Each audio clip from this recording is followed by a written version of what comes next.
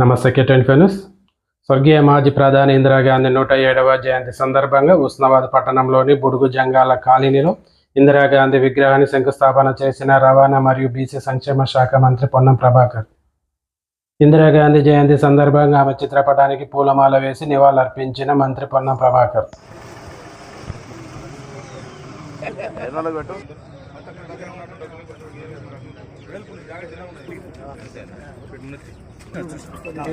కొంచెం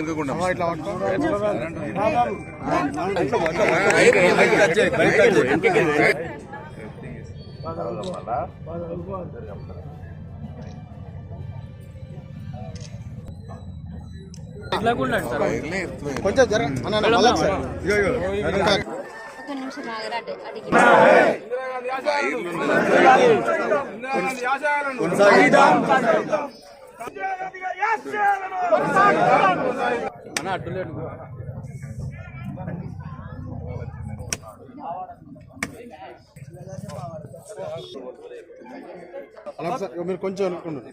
వినాలి. అందరికీ నమస్కారం.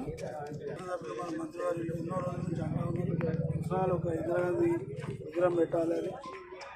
అట్లనే జ్యోతిరావు పూలే కొండ లక్ష్మణబాబు విగ్రహాలు పెట్టాలి, గోపాల విగ్రహాలు పెట్టాలి చాలా సంవత్సరాల నుంచి అంటా ఉన్నాం.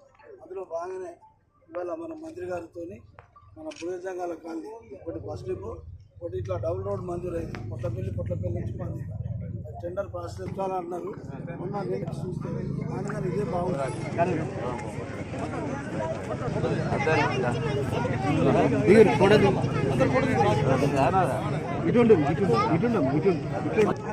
హలో మరి కొబ్బరికాయ తెప్పి ఒకటి చెప్పి అన్న మానాలు కాంగ్రెస్ అధ్యక్షులు ఒక కొబ్బరికాయ చెప్పారు.